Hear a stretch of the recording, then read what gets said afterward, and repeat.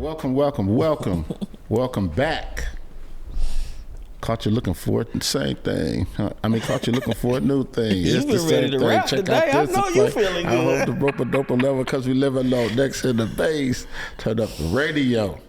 Yeah, all I have is stylistic tunes. It's Public Enemy.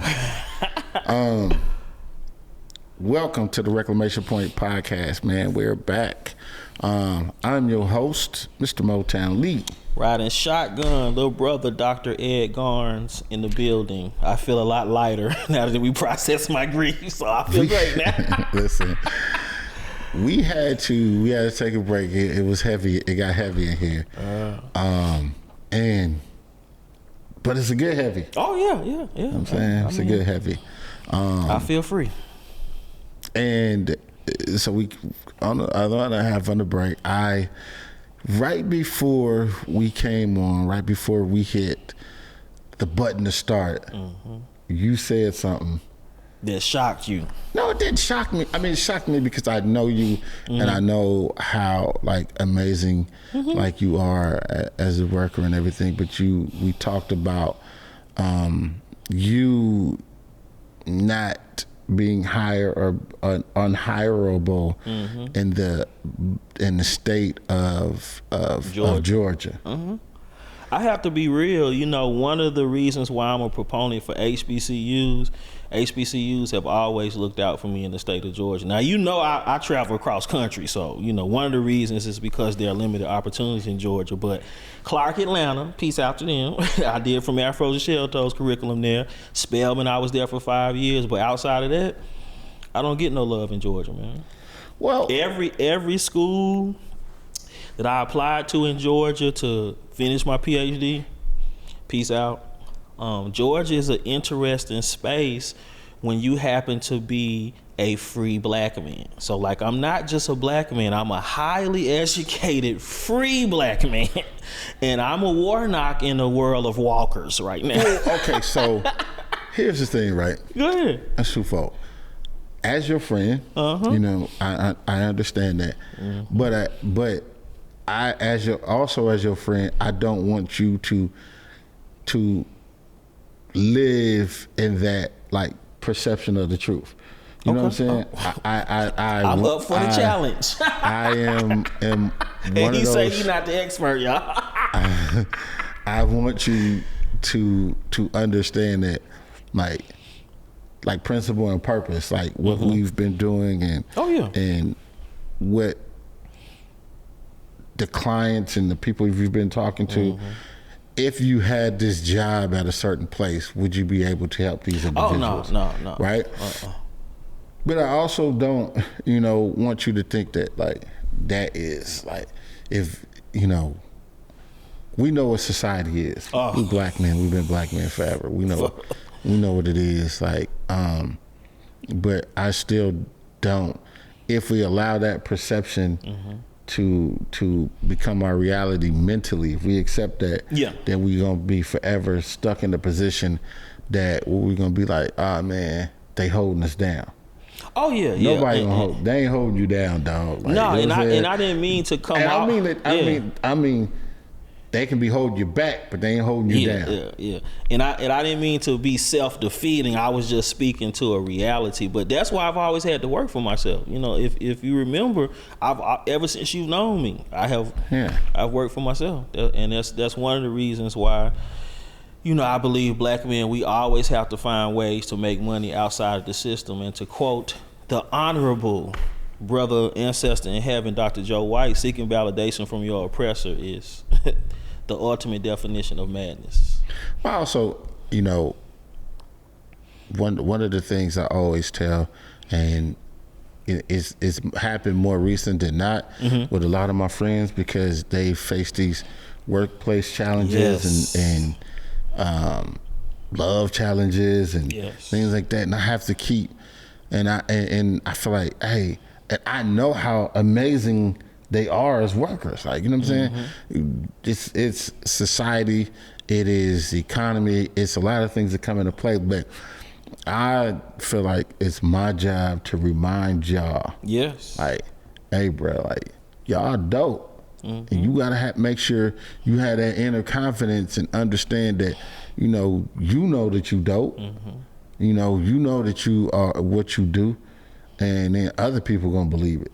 No, I receive you that. can convince, or a lot of people, when they believe in you and they see that, they go, all right, yeah, let's do this.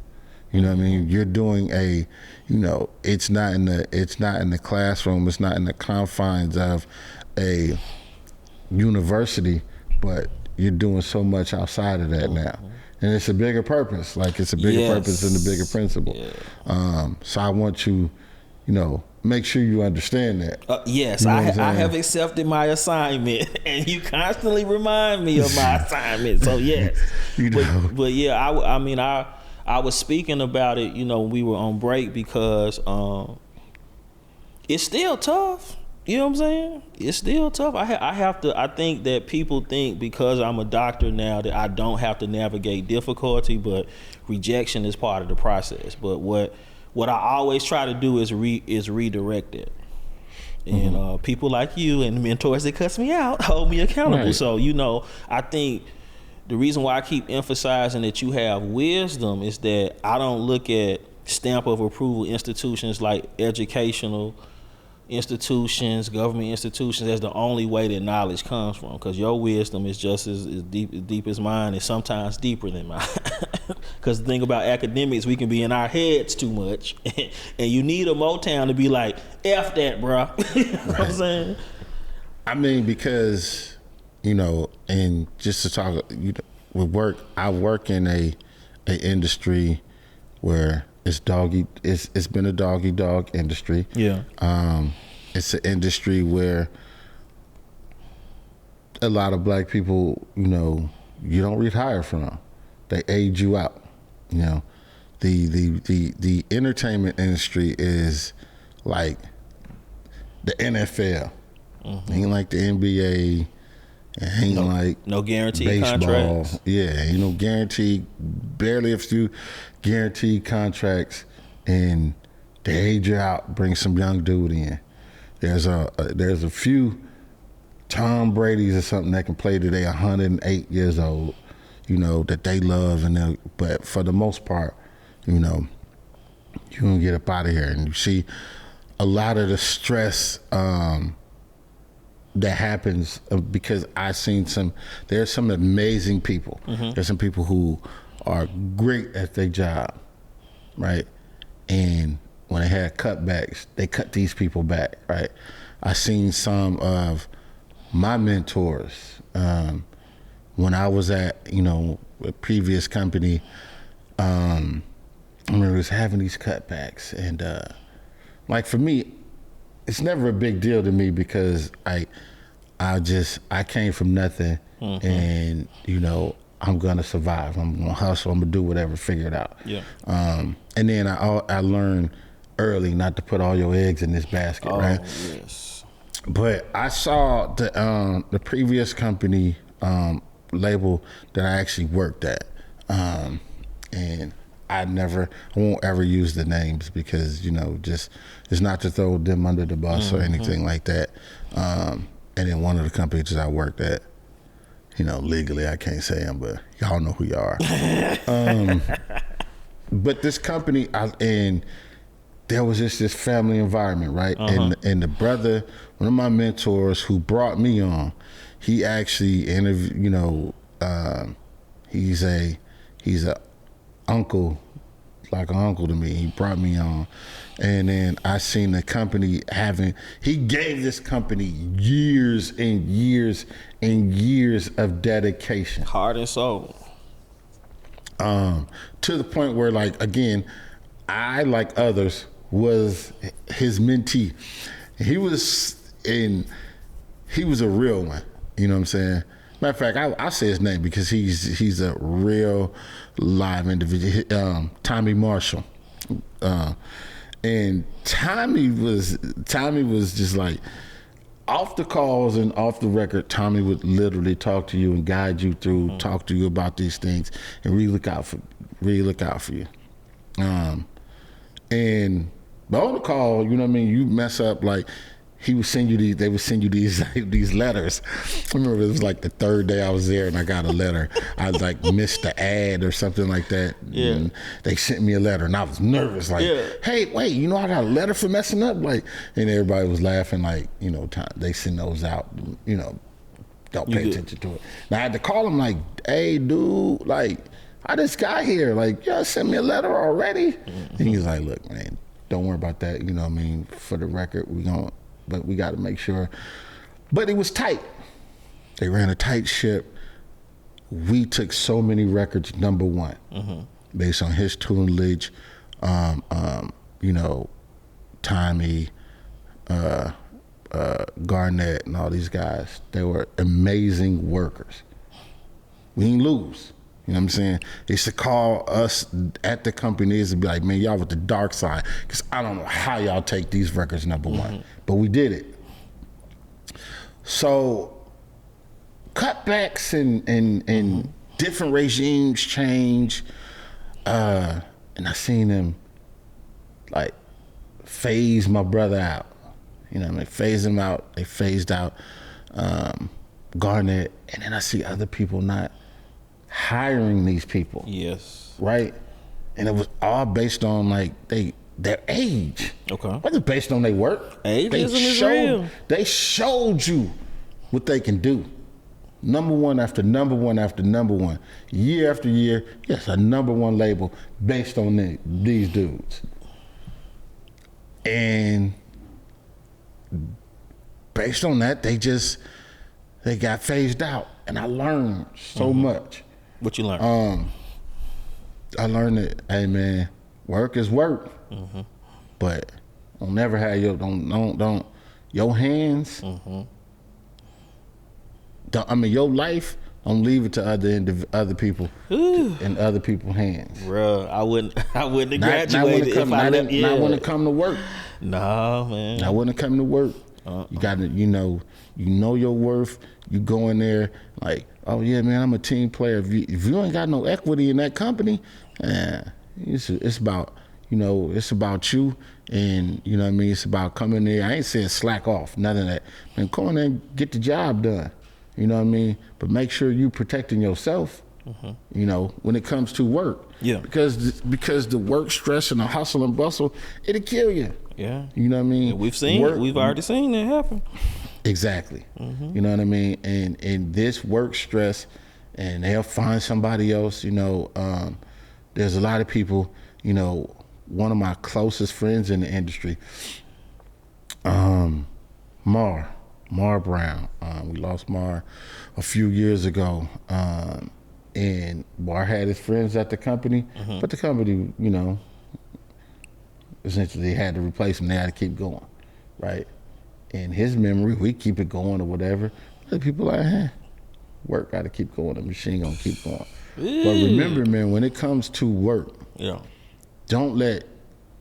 it comes to work, unless you own the company, unless you own equity in that company, don't let that junk get you too high. And don't let it get you too low. I think the challenge always for me is working in an industry where they only accept a certain type of black man. and truth tellers always catch hell, as Dr. Cornel West would say, but I'm really not a systems person. And so going back to school, I had to learn again how to work in the system, and I always had a problem because I'm not a systems person. Like I'm a free black man. And so the past 7 years of having to become another black man to get through that PhD experience is still some remnants of that. Man, but did you really become somebody else, or did you just did it just alter your life? Did it alter your thought? Because it took some learning. I had some growth that I had to do within myself. But did I have to become a different person? Yes. And part of the stress was the Ed that you know and love. I could not be that Ed and get the job done. I had to become a sanitized version of myself in order to get through an experience. But what it created was a deep identity conflict. So that's why I always had anxiety. I was always fighting because who I naturally am as a person, I could not be. And you can only play a role for so long. Like, we can only see Denzel as a criminal for about 2 hours. Like, research has shown, after about 2 hours, we don't want to see him in this role anymore. So I had to play a role for 7 years of my life. He was like, when Chris Rock said, he was like, man, you know who the most racist people are? He's like, old black men. He's like, he don't let you mess up his money. You know what I'm saying? He's like, hey, keep opening them doors. Like, oh, you good? Hey, sir, how are you? And as soon as work go off, I'm privileged to be in a generation that my parents and my grandparents fought hard for me to have opportunity. So I'm not a go along to get along type of spirit. You know, I'm not a pacifist, but as a black person in the discipline of psychology is what fuels white supremacy. And so oppression is fueled by psychological warfare, right? So you're in a discipline that the fuel for oppression comes from. So I had to create an identity in order to make it. Now, this is a discussion. I'm playing devil's advocate. Let's devil it. Now, me playing devil's advocate, again, where I'm playing devil's advocate, so y'all know. We're not throwing oranges. I don't for the sake of agree or conversation. disagree. I'm just saying this is for the sake of conversation. But do you think in the workplace and the decisions and some of the things you do and being held back, do you think it's like white supremacy? Or do you think it's supremacy, or do you think it's racial oppression, or do you think that, you know, maybe it's a higher power, like this ain't for you, you know what I mean? Yeah, or maybe it's something. I think it's both. I think it's both. I have learned, you have taught me this and other mentors, I have learned the spaces that appreciate me, right? Mm-hmm. So instead of bumping my head, if you notice, I went to California. I was done with Georgia. Like, Georgia ain't a space for me. I went to Cal Berkeley because Cal Berkeley, I could be myself. I mean, I had challenges in Berkeley, but you never heard me say, hey, F Berkeley, I'm ready to go. I was like, you know, I'm dealing with some stuff in my PhD program that wasn't Berkeley, but I can be taken as is. So yes, the spiritual message to Dr. Ed Garnes now is that there are only certain places that are going to accept you and that you can thrive, especially when you don't control those systems. But the other message is that oppression, white supremacy, whatever you want to call it, is so deep that even though you are the most qualified for something, you are not going to get it. I give you a perfect example. Name a job that I could hold as a black person, whether I have a PhD or not, and not have a degree or experience in that subject and be able to teach it. Can you think of anything? I've had experiences where a white person does not have any degree in my discipline, any experience counseling and sitting with an individual that is able to work in my particular discipline. That is oppression, white supremacy. Okay, so again, I'm not necessarily agreeing or disagreeing. I'm saying this is for the sake of conversation. Yeah. Right. Throw it. I'm ready now that I got my grief out. And I think this is I'm probably gonna get in trouble for saying this. This is one of the things I think that when it comes to Dr. King's message, that I think a lot of people just like disrupted. It became disarray because we've talked about like segregation, right? And then we talked about segregation, and then we talked about integrating. And when you're integrating, you become part of a system. Yes. You become a part of a system and the infrastructure that is already there, right? As opposed to, I believe the message should have been, it shouldn't have been integration. It should have been like separate but equal, right? Okay. Now, when I say that, when I say separate but equal, I don't mean that you have that it's about hate. You don't interact with other individuals, right? I believe that you should like want the same rights, the same funding, the same finances that other individuals and other institutions have within creating your own, right? When you look at in workplace separate but equal, and you look at certain things, when you look at places like a Chinatown, you know what I mean? You look at, they don't have a Chinatown here, but they have like on Buford Highway. If you drive up and down Buford Highway, you see a bunch of businesses, ethnic businesses, whether they're Asian, Hispanic, over in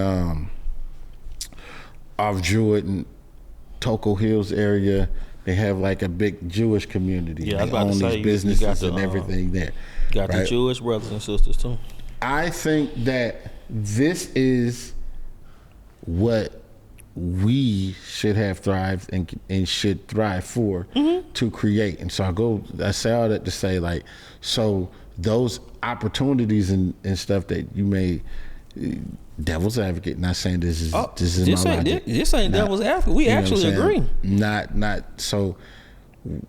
It is time to create our own, right? Agree. And so, with you getting your PhD and being in pushing towards therapy and being a counselor, like only you, black men, can deal with, or other people will feel comfortable coming to you as individuals. Yeah. Like what we do here, and this is based on what other people tell me. Like, I don't want to toot our own horn. So this is what we do. Toot it. You know what I'm saying? Toot it. We talk to those individuals who understand, like we come from a place of understanding. So I think that's so the power and you working and thriving and pushing in an oppressive like society, there is a lane that they can't suppress. You know what I'm saying? That I think that, And you know what I should have prefaced it by saying too, because we really agree. King and Baldwin talk about being integrated into a burning house. Like that's not what we should have pushed for. So I Baldwin, King, I'm all for. Like we probably should have pushed for something different. Because you see, the more I don't want to use the word radical, but as King starts to evolve and talk about full equality and economic opportunity, they took him out. So he was speaking what you're saying, but having to go through that 7-year period, I actually sacrificed for a greater good because I had to go through that. Not only was it a growth opportunity for me, but we couldn't sit here and help brothers had I not gone through that. Right. So what brought me back is what you're saying about the essential purpose.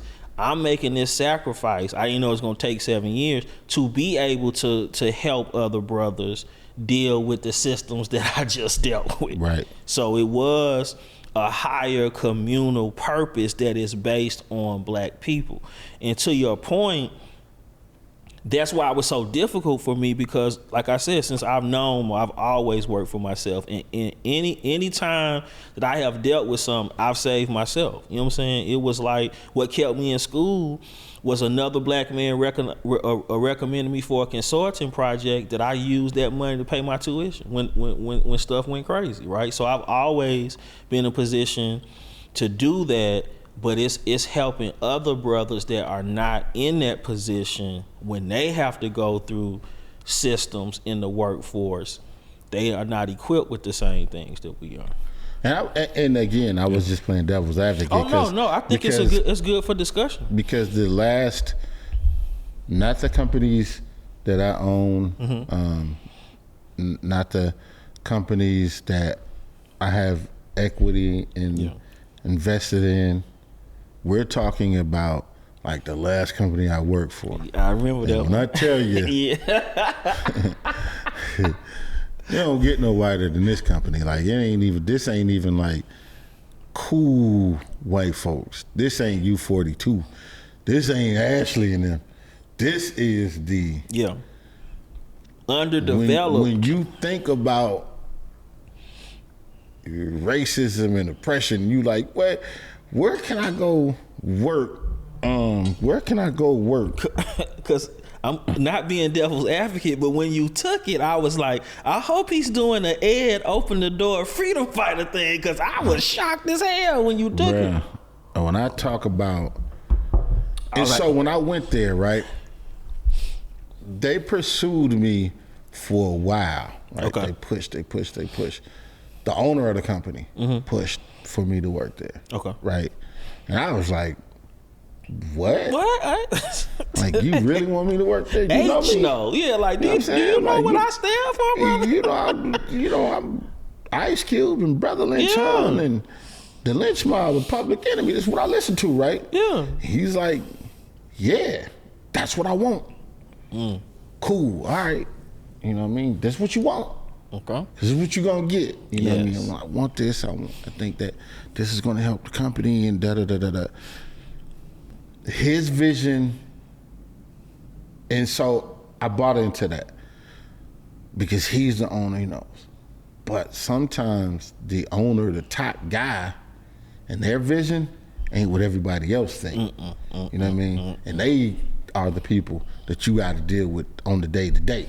Yeah. You know what I mean? He ain't around. Yep. He's everywhere. Yep. I had to deal with these people every day, and it was during the time where Trump is like starting his whole MAGA movement. He had just started running for president when you took it, right? Right. And so in that process, I started to see what, I never had, like I had workplace environment, but it was like, all right, I have a management company, I'm dealing with artists, I'm dealing with that stress. Yeah. I can walk away from that stress any day, but that was the workplace environment that I was like, whoa, wait a minute. And each day going into there, even though was very loose and they wasn't about changing me, I felt like I was changing. Because I started having to accept certain things. I saw some things and I was like, wait, they ain't saying things about black people, but I've seen them be like oppressive as it pertains to like women, Hispanics, and Asians. And I'm like, this ain't cool. Yeah. And so I'm like, I ain't doing this no more, dog. And I gotta say something. And I mean, because if I don't say something, then, it's me accepting this behavior. Yeah. And I gotta let y'all know, like, hey, I see it. And y'all doing this towards them. And if I ain't around, what y'all saying about me? I'm gonna say something. That's what I mean by free black men. That's what I mean by that. So, but I started to not be free. I started to feel, because that you couldn't be the free black man. I'm talking to people who, I start talking to people close to me. And it was like, man, how much the folks paying you? Shit. Man. Yeah. Damn that, dog. You better tone that Fred Hampton, Bobby Seals. Yeah. It's down. They pay you that much. Then I start thinking like, should I keep accepting this behavior? Yeah. Because they paying me that much. I was like, hey, dog, I ain't doing this. Yeah. Like, I can't. So I said something.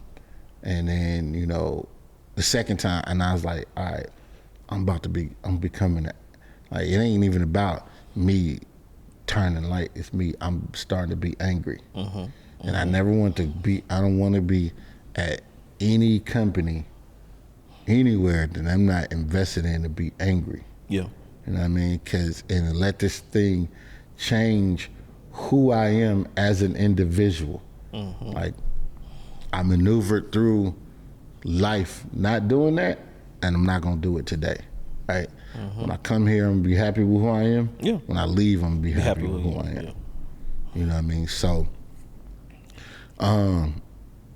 thank God I found a way, and I was like, wait a minute, like, we came to an agreement. I'm done with it. I see other, like, it's crazy because they replaced me with another black dude, and then I'm like reading stuff and I'm seeing his story. He faced the same thing. Then I didn't realize the person before me was going through the same thing. You know what I mean? It was a black woman, and I'm like, oh, this is the MO. You know what I mean? Yeah. Okay, cool. But with that being said, I think each individual, like, you know, it is at this point in life, and I applaud like young people. Like this is what I love about, like, you know, people hating on you for. There's some things that I make like, man, these folks is lazy on them, but I'm like, they choose. Like, all right, you know, I ain't gonna make 200,000, 300,000, 400,000. I'm gonna be cool with my 100,000. I'm gonna work how I want to work, and they like, yeah, I ain't doing it. Yeah, you know, we'll figure it out. I'm a DoorDash, I'm a Uber to make ends meet, but I ain't doing what I don't want to do. Yeah, and I applaud that. You know. So I got a burning question. Do you think in 2023 that we should even be pushing black men to work in systems that they do not control? I think we should push black men in each individual to do whatever they think is right for them. Okay. You know what I mean? Because I can say, oh man, don't do working on that. Don't go to start your own NFL. That wasn't your dream. Gotcha. Your dream was to play in the NFL. Gotcha. Okay. You know what I'm saying? So go work and go play in the NFL if you have an opportunity for that. You know what I mean? Go play in the NBA. You don't want to play in the Big Three? Don't play in the Big Three. You want to play in the NBA and do this, but do it. But just know that is a job. That ain't who you are individual. Yeah. I don't like LeBron James as a player on the team he plays for. Okay. Right? He plays for the Lakers. Notice I went up. I was like, uh-oh. I'm saying he plays for the Lakers. Anybody plays for the Lakers or the Cowboys or the Yankees, you know what I'm saying? Or teams Alabama, that you despise. Like I ain't rooting for as in like they team. But as individuals, I love who LeBron is as an individual. LeBron is the brightest star in the game, right? And it still hasn't changed him from who he is. He still talks on social issues. And I'm sure companies is like, LeBron, chill, bro. And he's like, nah. You know what I'm saying? I'm going to talk about it. So I love, and I think that more black athletes and more individuals take the LeBron mantra, be you. Be great at what you do. Now, don't go in there half-assed, because if LeBron was half-assing on the court, he couldn't get away with what he doing. You got to be the best. You know what I'm saying? Like, you know, so I think that you should be able to, but you also do have to understand that certain things is in the confine of a company that they own. Yes. You know what I mean? So you don't have to be a company man, but you got to be a company man. And you know what I'm saying? Like, we own the company, bro. You can't come in here, and we got rules. You can't come in here with the shirt off thinking it's cool. Like, you got to follow the dress code now. So, but I applaud individuals like LeBron and them. So, you know what I mean? So if your dream or if your ways to make means and feed your family and everything is working for a certain company, then do that. You know what I mean? But that doesn't mean that that's who you are as an individual. Yeah. But if we have opportunities to start certain things, we ain't never gonna listen. At the end of the day, we ain't never gonna start nothing's gonna rival the NBA, NFL. We're not gonna have enough unity to do it? No. Right. No. They don't have enough unity, and if there is, like, if LeBron and AD and KD and Kyrie, all these people, they started, it's like, we leaving and starting the league. Like, I believe them, like, they gonna do something to, like, wipe you out. And then plus, let's be real, like, 80% of the fan base is not black people. Yeah. You know what I'm saying? So you ain't really. And none of the owners besides Jordan. Right. So you're not, your league, it's going to be hard for your NBA to survive. You know what I mean? Gotcha. Consequently, because you still need, like, the dollars that then you're going to create, like, a divide. But that does not mean you can't be like LeBron and invest in schools, create opportunities for young black boys, young black girls. There's ways that you can use your life legacy and your money to put back into the community. Yeah. And you're not being a sellout by doing it. It's not selling out. Well, I mean, I got hyped when you said LeBron, because I was in defense mode, because the one thing I like about the LeBron is that he understands how power and privilege work, and the black power and privilege that he has, he puts it on the line for black people, even though over here he has to work within a system. He's creating schools and his own system, understanding how access to power. Because part of LeBron paying for the Lakers is not just shooting the ball. He understands the power play that he needs in order to affect change. He has to be in a space that wields power and privilege. Right. So if anything that we can applaud LeBron for is how he uses it. Because when you put it on the line for black people, there's a cost. And time again, he's willing to pay that cost. Why do you think he's subjected to the most criticism? Because they don't want us to have power. And he has that. And so, you know, to a limited degree, because like you said, the Lakers have to tell him what to wear and other things. Yeah, you got to follow uniform. Yeah, you got to follow those rules. But he still works outside the system as well. Right. So, with that being said, I honestly don't think. I think you're able to do it, but I don't really see you as a working in the confines of those individual institutions. Yeah, I'm not. I think you far surpassed that. Yeah, I had to do it to get to doctor, but yes, I'm not that person, Mo. Right. I'm really not. Yeah, so but I was just expressing to you because the conversation we had offline, I was talking about being denied opportunity because, you know, everybody on the outside thinks that opportunities come when really you're more dangerous as a black person the more power and education that you have. Yeah. So it's more to speaking to not necessarily how I felt, but, you know, the shock of others that when you tell them that. What's the Spider-Man quote? With great power comes great responsibility. Yeah. But, you know, I've always tried to live a life of purpose. And also what we have to know, if brothers don't learn nothing else, where's my camera? Right there.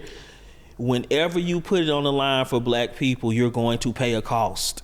So do not think that you're not going to pay a cost when you are serious about putting on the line for brothers and black people. And with that being said, are we moving to our books now? Let's get into the book. It's funny. Yeah. So I'm looking at your book. Yeah. And I'm like, hey, we matching. There it is. So what's your book? Okay. You know I got to bring my brother in the room. So this is Brother West. I think this is the one he signed for my dad. You know I got to talk about Cornel West. Cornel West, Clifton West, those are my brothers. But this is, you know, autobiographical about living out loud. Free black men have hell to play is the underlying thesis of this book. But, you know, one of the reasons why I always bring up Cornel West is that systems, you know, sometimes we look for systems to validate us, but he's one of the first people to put it on the line for From Afros to Shell Toes and really give, you know, my organization props. So he will forever, him and his brother Cliff will forever I'll give love to. But yeah, that book is talking about his transformation in leadership. He even talks about dealing with anger, beating people up, fighting. People think Cornel West just became this philosopher, but it's really about his psychosocial development as a black man in a space that forecasts your demise. So living out loud, Dr. Cornel West, shouts out to Cliff West and the whole West crew. You know what? I'm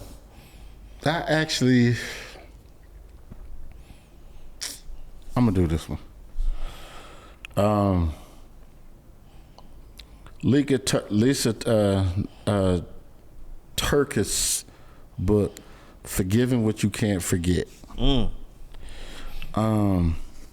And this book, I'm like midway through it. I'm not even all the way through it. Okay. But it's one of those books that you like some of those things that, you know, you hold on to. Yeah. Like, man, I can't get past it. Mm-hmm. You know what I mean? But you have to at least learn to forgive it. So when we talk about those workplace stress and all of those things, you got to be able to like forgive those situations in order to get past them. So with that being said, this has been... I feel lighter. The Reclamation Point podcast. I needed this, bro. I needed this today. It's been the Reclamation Point podcast, man. Shout out to U42 Studios. Shout out to our producer, Dave. Yes, Ashley, the whole crew. I've been your host, Mr. Motown Lee. Dr. Ed Garnes, spilling the sweet tea ethics that you know and love. Follow me on all platforms, Dr. Ed Garnes. Right, on all platforms, Motown Lee, MOETOWNLEE. And we will see you on the other side. Thank you for supporting, like, comment, subscribe. Go to U42.com to view all our podcasts. So other than that, we's out.